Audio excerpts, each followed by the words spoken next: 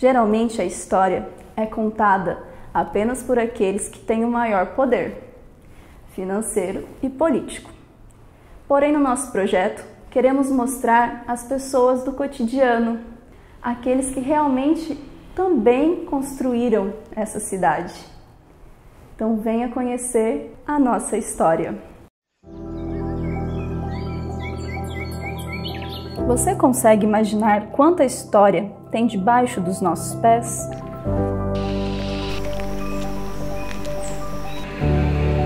E acima dos nossos olhos?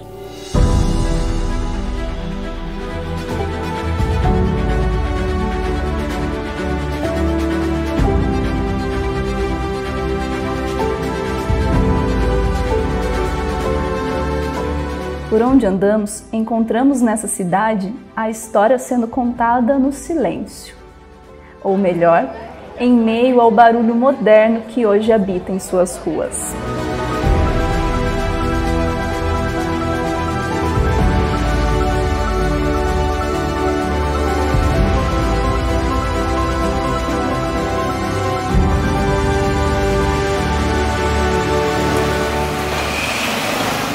É muito legal a gente começar a pensar na história de Guaratinguetá a partir da visão de que nós estamos num lugar de passagem.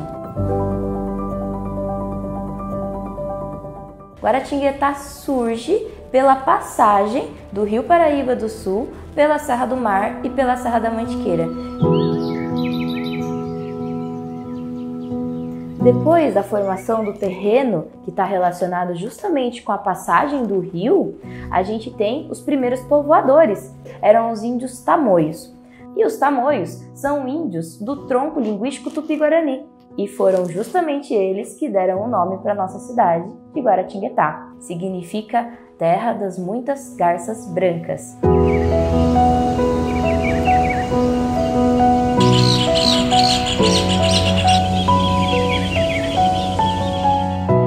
Depois que os tamoios passaram e foram lá para o Planalto da Piratininga, onde hoje é a cidade de São Paulo, chegaram os puris. Os puris, eles até ficaram um tempo maior que os tamoios. Também eram um grupo indígena que também estavam passando, mas eles acabaram ficando um pouquinho. E vocês devem estar se perguntando, mas por que tanta passagem? Por que esses índios estavam passando? Porque a gente já está falando do início de processo de colonização do Brasil. Então, os tamoios, por exemplo, que viviam no litoral paulista, litoral fluminense, eles estavam fugindo da presença dos colonizadores e entrando para o interior do território. E, ao longo da história, alguns foram ficando. E surgiram as primeiras vilas. Houve uma grande doação de terra em 1630 para um cara chamado Jacques Félix. O Jacques Félix, ele recebeu uma sesmaria. Sesmaria era um grande pedação de terra onde ele tinha a obrigação de povoar e gerar riqueza para Portugal. O Jacques Félix vai chamar esse território de Epacaré. Esse território ele vai compreender toda a extensão de Taubaté até o Rio de Janeiro. Então, passando por cidades atuais como Taubaté, Guaratinguetá, Lorena e no Epacaré, algumas vilas vão começar a se destacar, como é o caso da vila de Guaratinguetá. Em 1630, com a construção da Capela de Santo Antônio, a gente tem o marco, a certidão de nascimento de Guaratinguetá.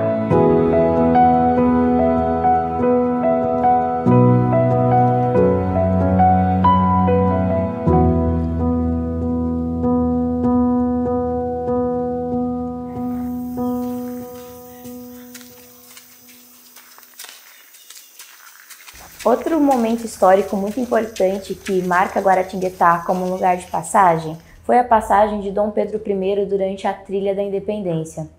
Essa Trilha da Independência, ela tem uma importância histórica muito grande, porque o Dom Pedro I ele precisava conseguir aliados para tornar o Brasil independente que reconhecessem a autoridade que ele teria como um príncipe, como um imperador aqui do nosso território.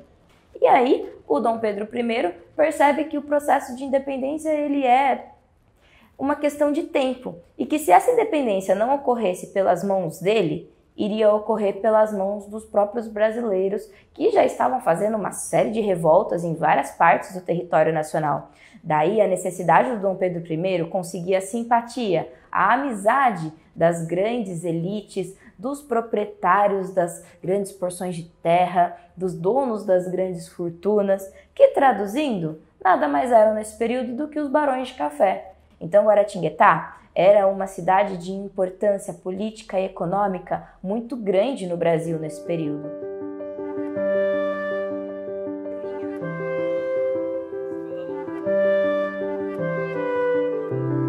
Dom Pedro I, ele passa por aqui entre os dias 18 e os dias 20 de agosto, aproximadamente. Dia 18, a gente tem registros da passagem dele na fazenda Engenho da Água, onde ele foi recebido inicialmente como um mero cavaleiro, porque ele não estava com as roupas de Dom Pedro I.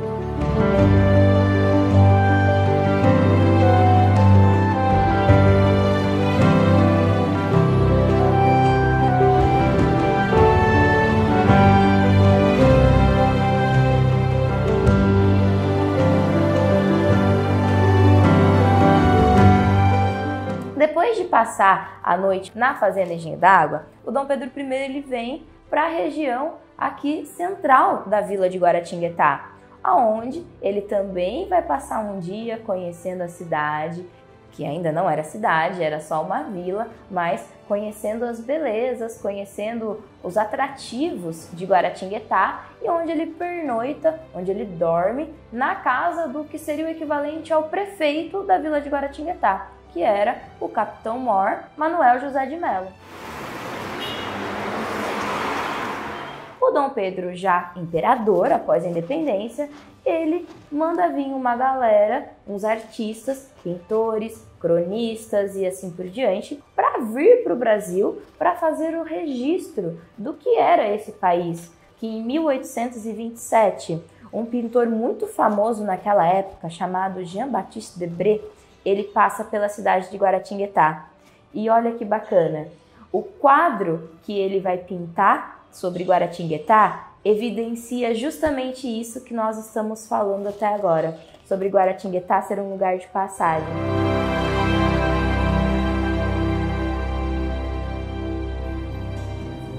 Francisco de Assis Oliveira Borges nasceu em 1808 em Guaratinguetá. De origem humilde, o ex-tropeiro se tornou um dos maiores cafeicultores da região do Vale do Paraíba. Recebeu títulos como Cavaleiro Imperial da Ordem Rosa, Barão e Visconde de Guaratinguetá.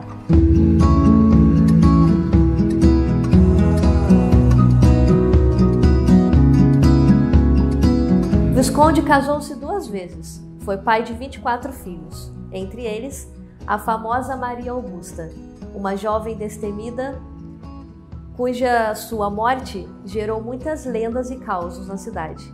Aos 14 anos, ela teve o casamento arranjado, fugiu-se para a França, onde veio a falecer. Ao retornar para Guaratinguetá, o seu corpo foi velado na casa de sua família, o prédio onde hoje funciona a Escola Estadual Conselheiro Rodrigues Alves. De acordo com a lenda, essa mulher ainda aparece nesse prédio. As pessoas sentem o cheiro de perfume francês e escutam o tocar do piano pela casa.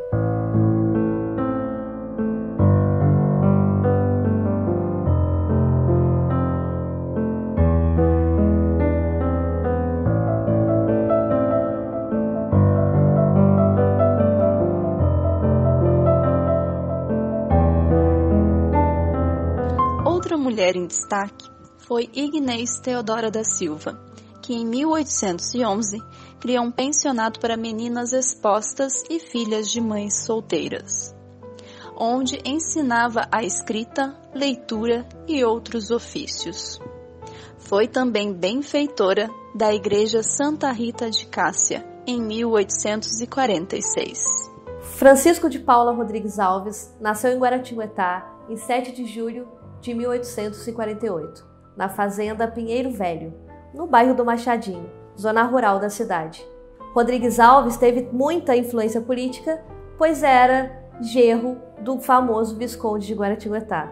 Em 1888, foi designado presidente da província de São Paulo, cargo que lhe rendeu o título de Conselheiro do Império, título dado pela princesa Isabel.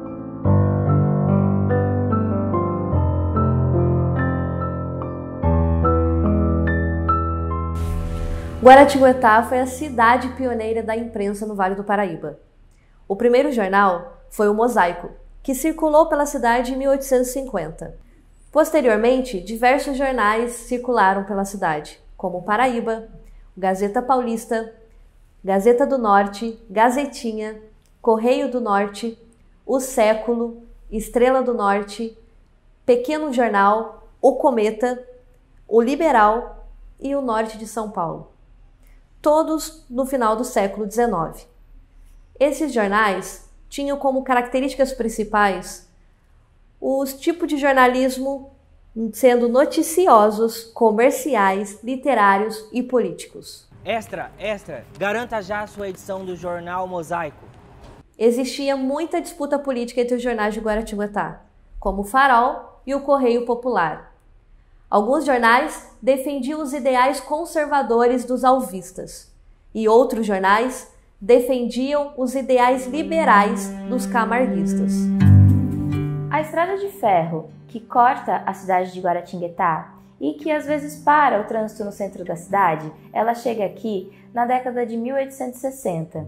Ela parte de uma iniciativa privada, de pessoas que tinham muito dinheiro e que também tinham interesse em investir nesse meio de transporte aqui na região, como por exemplo o Conde de e o Visconde de Guaratinguetá.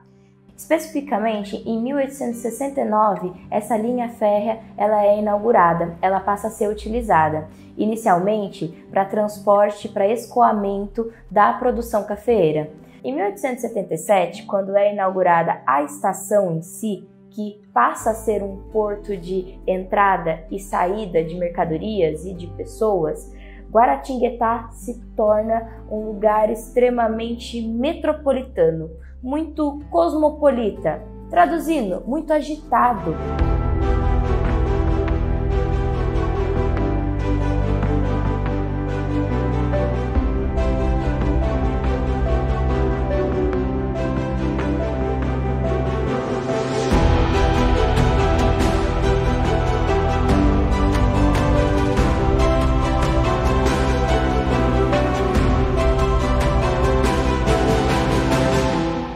O prédio da estação de 1877, ele precisa ser demolido porque a movimentação ficou tão grande que ele não estava comportando essa quantidade de pessoas e mercadorias. Foi construído outro, em 1890, que também precisou ser demolido. Porém, para resguardar a memória e a história da cidade, a atual estação, que foi construída em 1914, ela utilizou os mesmos tijolos daquela estação de 1890.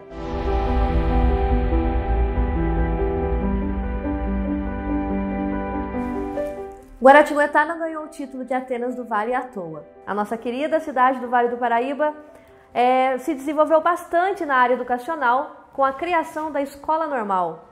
Guaratinguetá foi um palco onde passou diversas companhias de circo e também foi um lugar onde passou diversas companhias itinerantes de teatro.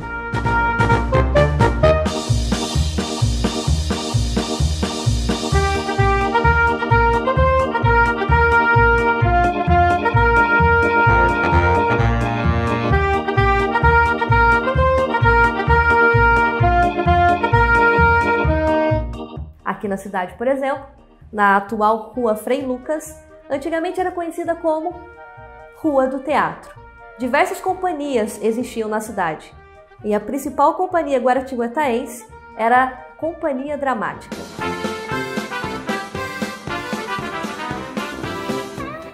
Falar sobre a produção cultural e artística da cidade também está ligada com o seu desenvolvimento econômico. Tivemos a inauguração da Estação Ferroviária de Guaratinguetá e logo depois, em 1894, tivemos a inauguração do Cine Teatro Carlos Gomes, o que foi um grande marco cultural para a nossa cidade.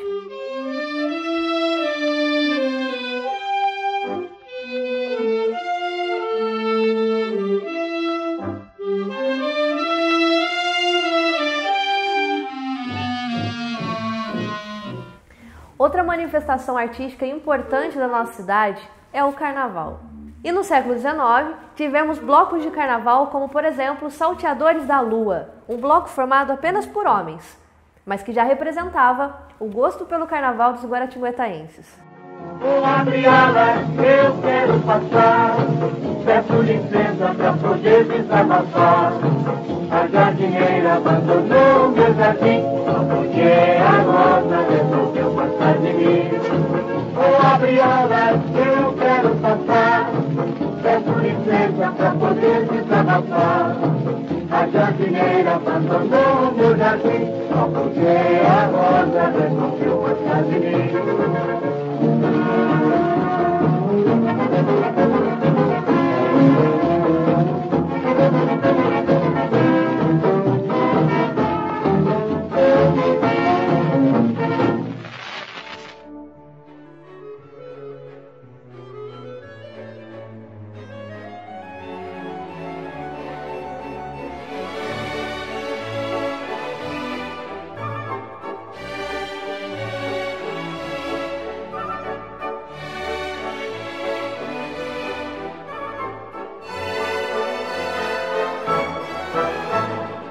Em 1885, a gente tem o registro do maior número de exportações de saca de café aqui de Guaratinguetá, o que significa o auge da produção cafeeira na nossa região. O café, ele era tão importante não só para Guaratinguetá como para o Brasil, que ele ficou conhecido como o ouro preto.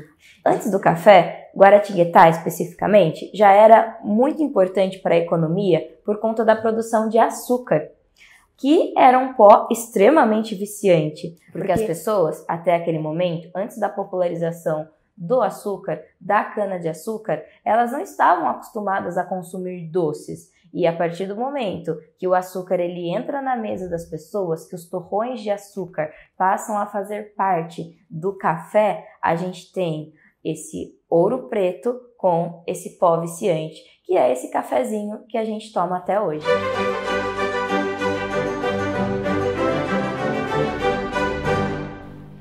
Onde houve a presença da colonização portuguesa, onde houve o desenvolvimento econômico no Brasil até o século XIX, houve a presença da mão de obra escravizada. E em Guaratinguetá não seria diferente. Guaratinguetá era uma cidade com um número muito grande de escravizados, justamente por conta do número muito grande de fazendas de cana-de-açúcar, de engenhos e de fazendas de café. Um fato marcante e importante da história dos escravizados na nossa cidade é que aqui também houve resistência. E essa resistência, ela se apresenta das mais diversas maneiras, seja ao culto à sua religião, seja a manutenção da sua dança que não era bem vista, seja pelos seus hábitos alimentares, pelas suas festas, pelos seus costumes de maneira geral. E convenhamos, era a única coisa que esses povos escravizados eles podiam trazer lá da África, de onde eles foram retirados, aquilo que estava na sua cabeça e no seu coração.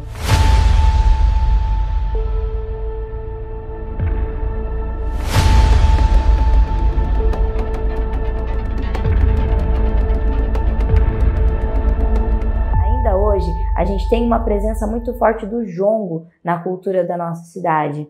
É uma cidade também que tem diversas manifestações religiosas de origem afro-brasileira. Guaratinguetá tem um número muito grande de terreiros de umbanda e de candomblé. E isso tudo mostra a presença, a herança e a resistência dos povos escravizados na história da nossa cidade. É de macumbambê. É de macumbamba, é de macumbambê, é de macumbamba. Foi na beira do mar que eu vim, vou cobertar. Foi na beira do mar que eu vim, vou cobertar. Ele jurou bandeira, ele contou clarim.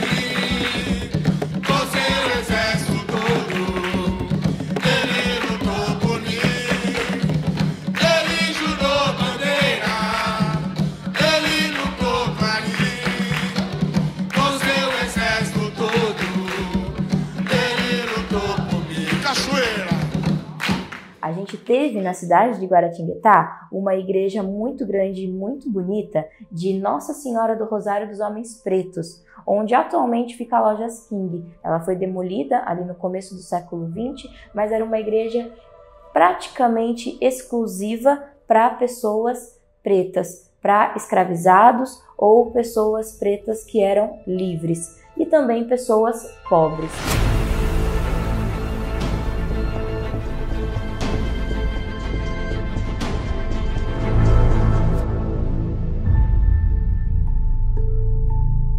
Então, a presença das pessoas escravizadas em Guaratinguetá não é só na Guaratinguetá que a gente conhece hoje, também abrangia todas as cidades do entorno que pertenciam a Guaratinguetá e que foram se tornando independentes ao longo dos anos, e que justamente por serem cidades que hoje são cidades que estão mais afastadas do centro comercial, eram onde estavam as fazendas de açúcar, de café.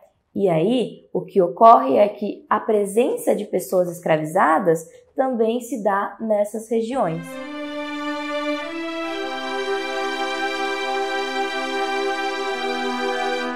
No século XIX, em Guaratinguetá, também ocorre a abolição da escravatura, que foi uma lei assinada pela princesa Isabel que abrangeu o Brasil inteiro. Então, em 1888, os escravizados que ainda existiam nas fazendas que pertenciam a Guaratinguetá também tiveram que ser libertos, obrigatoriamente. Nesse mesmo contexto, nesse mesmo cenário, a gente tem o início da imigração. E até a gente tem a fundação de bairros como, por exemplo, a colônia do Piauí, que é uma colônia de imigração italiana específica e própria para a plantação de arroz, que data desse mesmo período. Então são acontecimentos concomitantes. E é muito bacana e emblemático a gente pensar como a mão de obra escravizada negra, ela foi substituída pela mão de obra branca, imigrante, assalariada, porque o escravizado preto, ele não merecia ganhar um salário se ele já fazia aquele trabalho de graça, mas o imigrante que estava chegando, branco, ele era digno de receber terras e até receber um salário pelo trabalho que já era feito de graça pelos escravizados.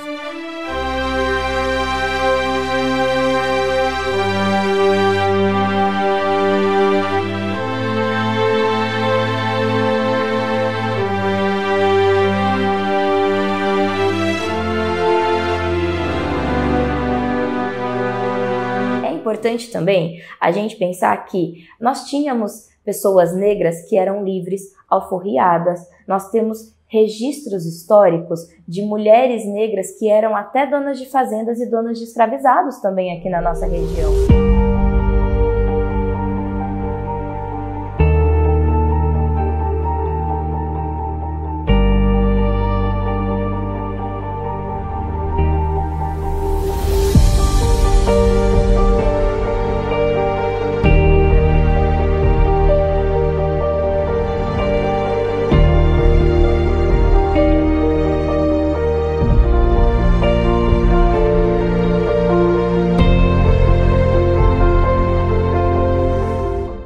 Exemplo disso, e mais a título de curiosidade, é que fazendo a pesquisa para a realização desse documentário, nós encontramos um jornal chamado O Arauto, que ele tem uma crônica assinada por um dito Duque Negro.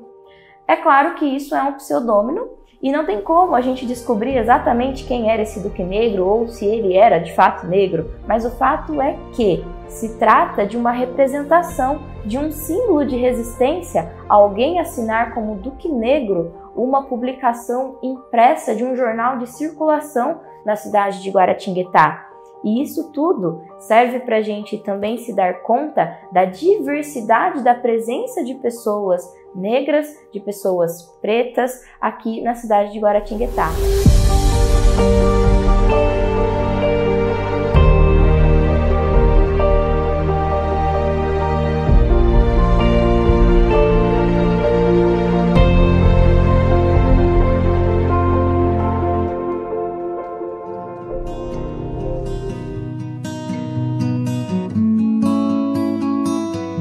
Falar sobre a cultura caipira é falar sobre nós mesmos. Como diz Monteiro Lobato, todos nós temos um pouquinho de caipira dentro de nós. E é isso que nós precisamos entender ao nos depararmos com os discursos e narrativas que existem sobre o caipira. Primeiramente, precisamos compreender como foi dada essa formação dessa identidade cultural. Foi numa antiga região, uma região lá do período colonial, chamada Paulistânia, uma região formada pela região de São Paulo, Minas Gerais, Goiás e Mato Grosso e Rio de Janeiro. Essas regiões, elas vão formar essa grande região chamada Paulistânia, que vai sofrer uma grande miscigenação, uma mistura de etnias e culturas, primeiramente dos europeus, os antigos bandeirantes europeus, portugueses, junto com os indígenas que viviam nessa região, e posteriormente com a chegada também dos africanos, que vem contribuir com essa formação cultural da identidade caipira.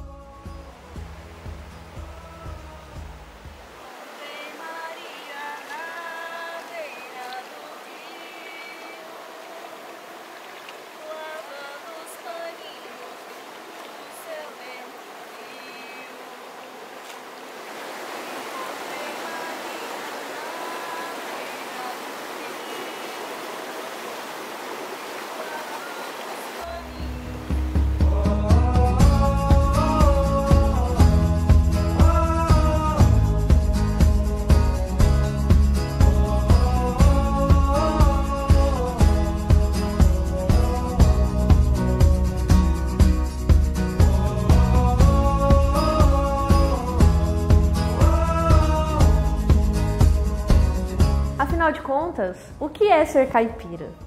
Ser caipira é uma identidade rústica, interiorana do homem do campo. Ser caipira é ter uma ligação íntima com a natureza. É ter galinha no quintal, é comer um bolinho caipira, como o nome já diz. É escutar música de roda de viola. É ter um dialeto próprio e bonito que só o caipira tem. Isso é ser caipira. Ser caipira é uma identidade regional. Então, falar sobre caipira é falar sobre cultura, sobre uma cultura e uma identidade local. Somos do Vale do Paraíba, somos guaratinguetaense. Vivemos numa região que é um recorte da antiga Paulistânia. Portanto, somos todos caipira. É da enxada ao chão.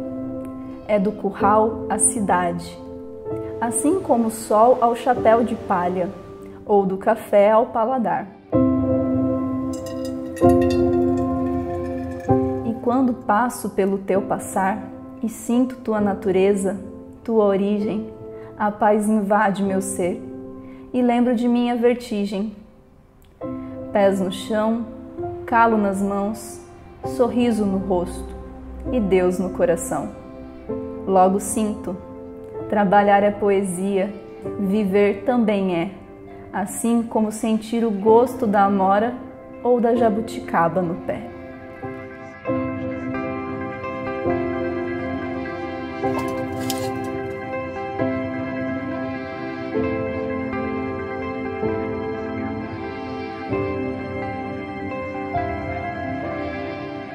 Alguns elementos caracterizam a cultura caipira, como, por exemplo, a mistura do sagrado e do profano.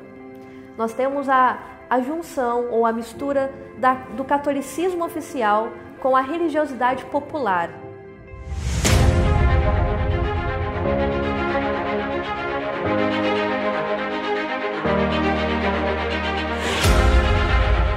Algumas práticas culturais vale-paraibanas são práticas que originam dessa cultura caipira. Como, por exemplo, quem aqui nunca foi em uma benzedeira quando era criança?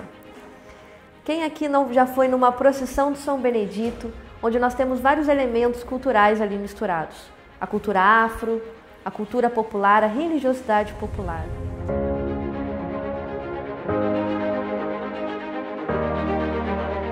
O trompeirismo em Guaratinguetá é formado por trabalhadores simples, trabalhadores livres, trabalhadores que encontraram no lombo da mula uma maneira de sustentar suas famílias, de ganhar sua vida. Podemos considerá-los também como grandes representantes do intercâmbio cultural e econômico que ocorreu no Brasil. Por exemplo, os tropeiros eles traziam a charque, que é a carne seca, lá do Rio Grande do Sul, para levar lá para as Minas. Ou seja, Guaratinguetá está no caminho. É um lugar de passagem extremamente importante para essas tropas. Além dos tropeiros, a gente também tem os mascates, que compravam alguma dessas coisas e começavam a vender nas feiras que ocorriam aos sábados. Esse intercâmbio econômico, esse intercâmbio cultural realizado pelos tropeiros fez desenvolver ainda mais a economia interna do país. Uma vez que a economia cafeeira, entre outras, sempre foi voltada para o externo. Diferente disso, a economia do tropeirismo sempre teve um olhar para o mercado interno.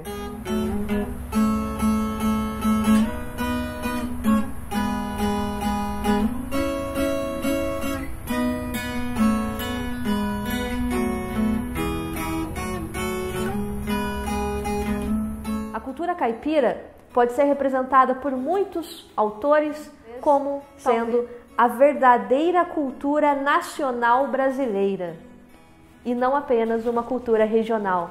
E como diz Mazzaropi, todos nós, portanto, temos um pouquinho de caipira dentro de nós.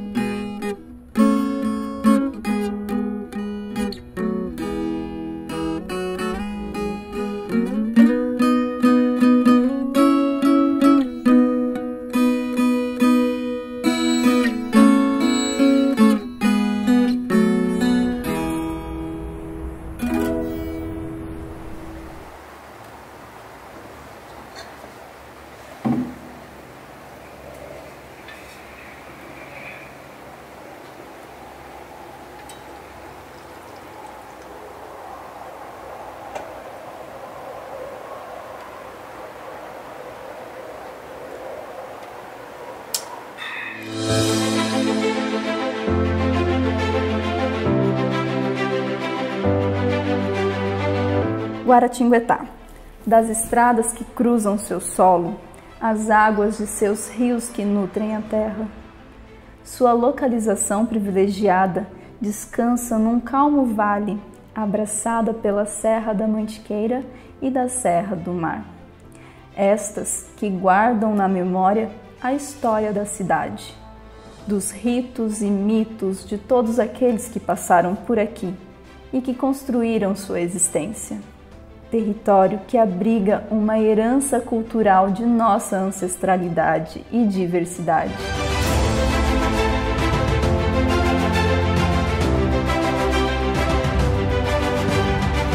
Das chegadas e de partidas, de encontros e despedidas.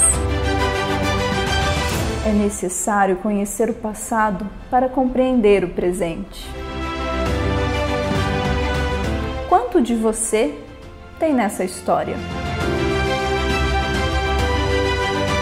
Quais os traços culturais permanecem vivos em você? Que este projeto de resgate histórico não termine por aqui. Que seja um convite para que todos nós possamos enriquecer este enredo. Qual é a sua história? Tem a paçoca de carne, tem o biscoito pra assar, pule no fogão de lenha, cheirinho de café no ar. Meu coração bate forte quando eu começo a lembrar que seu assunto a viola, me pego logo a cantar.